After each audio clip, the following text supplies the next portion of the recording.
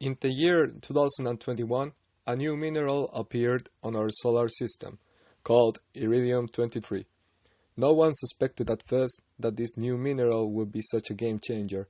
By the year 2150, there is a lack of iridium because of the exploitation of it, and the Cold War between the planet Earth, Mars, and Titan will be decided and won by the one faction that gets what's left of the Iridium 23.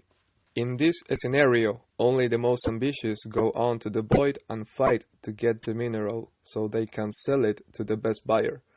In Iridium Fever, each player will be the captain of a spaceship that goes for the iridium, fighting with other players and creatures in order to get it. A game session is divided in 3 phases. The interpretation phase is the first one. Each player picks up a random spaceship, which is represented both by a personal playmat and a token, and a captain card, which is placed in the captain slot of the spaceship playmat. Each player begins with 20 credits, which is the currency in this game. Next is the preparation phase. Each player will contract crew members of 3 sorts: gunsmith in red, navigators in indigo, and pilots in blue. Each one has its cost. Some are cheaper and others with special abilities are more expensive. Also, each ship has 3 mods slots, which are consumables that gives temporary advantages, and these are also bought in this phase. Every time a player picks up a card, that card must be paid immediately. Once each player has 7 crew cards and all of the mods needed, this phase is over. And last, the encounter phase. The action begins and the first player that gets filled and sold the third and last iridium container wins. Each ship begins at a colony hexagon in the corners of the board. In these colonies, you will get the chance to repair your ship, buy mods, or hire new crew members. But they are also crucial for you because in these ones, you will sell your iridium containers and you cannot fill the second one without selling the first one, so you will need to move fast. There are other types of hexagons, like void ones, that are free to be used to move the ship, asteroids that are like walls in the combat area, and singularities, which are space-time anomalies that can be used to transport yourself to the other side of the board. In the center of it, there is only 3 iridium hexagons, and as the match goes on, there will be less until just one is left, so the fight for it will increase. But the iridium is protected by these dangerous creatures called cryoclass, which will tackle any ship that finds itself in a straight line of the hexagon they are in, making 2 damage points. Also, if you find yourself next to one, they will throw you 1 hexagon to the contrary side and 1 to the right, which involves 1 damage point. These creatures are immune to laser shots, but there's 2 ways you can kill them. One way is using a special mod card, the less often and more expensive one, called antimatter cannon, and the other way is by throwing the monster to the adjacent hexagon of a mega tardigrade. The mega tardigrade is a giant creature that's friendly to spaceships. Being close to one of these huge water bears will only get you to the other side of it with no harm at all, because they are just playing with you. But they are also the only natural predators of the cryoclass, so you will want to use them for yours and the others' advantage. The only way to call a mega tardigrade to the board is by using a mod card named Stimula, which will make it appear right by your side, or you can choose to move one of them near you. They will only move to devour a cryoclass, so if you want to move them without a mod card, you can also shoot them.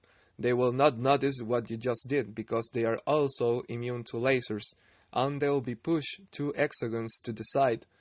But if one of them is in a straight line of 2 or more cryoclass in the board, they will die. Both of these types of creatures gets to move in between turns if at least one of their action conditions is present, and the order in which they act is set by a little number under them, starting with the lowest to the highest one. That being said, in your turn you can choose two of the next options but never repeat the same action in one turn. One action is to navigate, to move. All ships move in a straight line as close the player wants. Not having a type of crew member involves a penalty by each type. In this case, if you don't have pilots on your ship, then you will only move to the next hexagon or the last one in the direction you have chosen. You can charge a cannon with a gunsmith, because every shot must be previously charged. You represent this action by putting a charge token in the crew card. Then you can shoot. Charge and shoot are different actions, so they both can be made in one turn, but only if you have a gunsmith alive. Each shot is equal to 1 damage point, and once you shot someone's ship, you will have to roll a die, a d6, which has colors instead of numbers, the colors of each of the 3 types of crew members. So, if you roll blue, that will mean that your opponent will have to put 1 damage counter in one of the pilots of the ship. If there are no pilots alive, that shot is a miss. Every crew member card has 2 points of health, except if the card has some special ability. When a ship is attacked by the shot, the ship will move 2 hexagons, and if they impact an asteroid, there will be another dice rolled, meaning 1 damage counter added. If they impact another ship, each one of these will get 1 damage counter added. You can use a crew member ability, use a mod card only if you got navigators alive. If you don't, then you cannot use any mod card and neither transport yourself with the singularity hexagons. You can also trade only in a colony hexagon, repair the ship only in the hexagon colony also, and by paying 2 credits by each damage counter removed. And finally, you can also mine iridium ores only in an iridium hexagon. Every captain card has a unique ability, and using those is not considered an action, so you can use them in combination with one of these many options I just told you. Or maybe using them in between turns or somebody else's turn. The captain can abandon the captain slot and be any type of crew member required by the player and has 4 health points. If you kill a captain, you get 8 credits.